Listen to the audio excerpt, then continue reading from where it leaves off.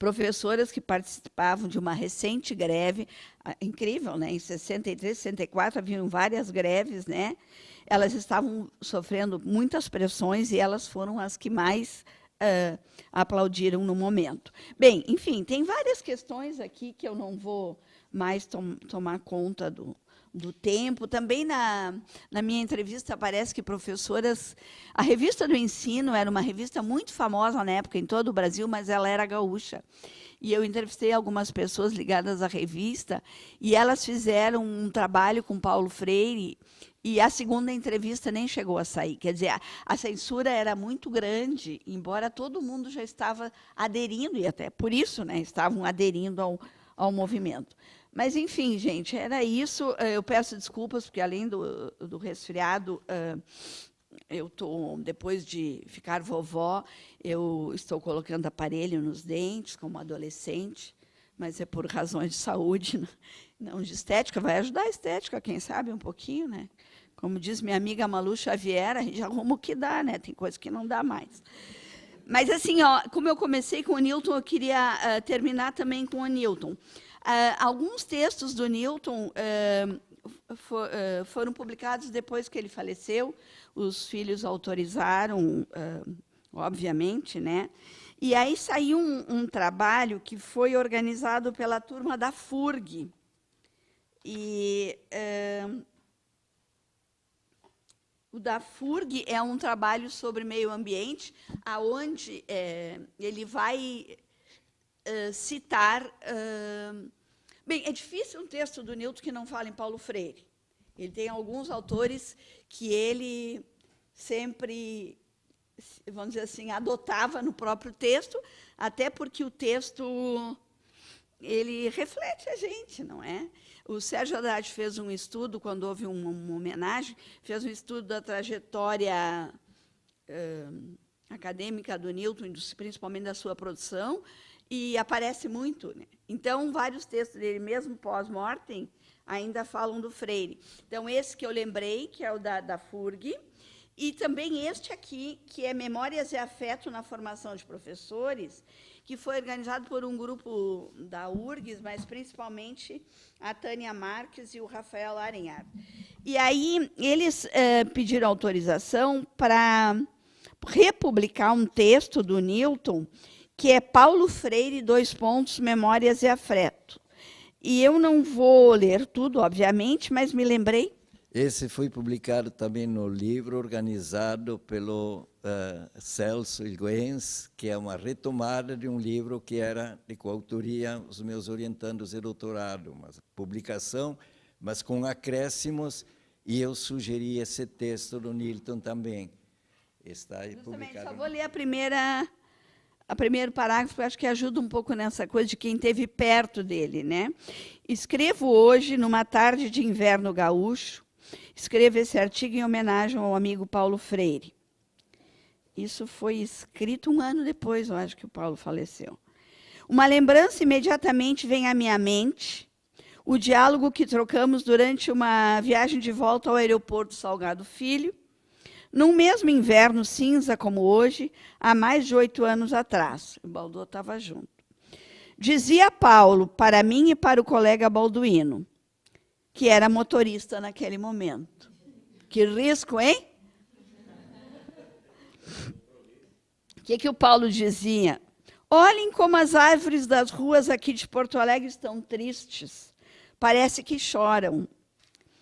O mestre, Paulo Freire, expressava ali também os seus sentimentos, pois havia recentemente perdido sua esposa Elsa, grande companheira.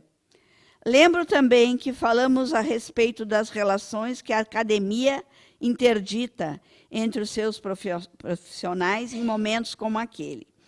Perguntei, então, a respeito de sua origem cristã e sobre o significado do perdão.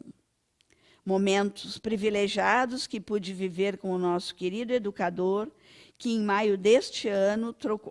ele escreveu no dia que, em maio deste ano, trocou de materialidade. Sinto que estamos como órfãos de um legado radicalmente humano que ele nos deixou, cientes do compromisso que temos de continuar ampliando e ressignificando seus pensamentos, propostas, práticas e esperanças.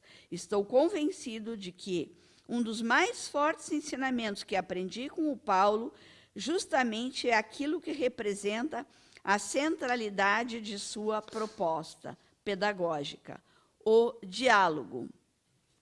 A tradução que faço desse aprendizado se manifesta por alguns caminhos que desejo compartilhar com outros educadores. E daí segue, então, a conversa aqui, que era uma palestra, de fato, né?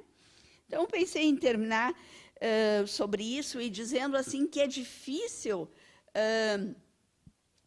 para nós todos, certamente que estamos aqui presentes, separar um pouco assim onde Paulo Freire começa na minha vida acadêmica ou até pessoal.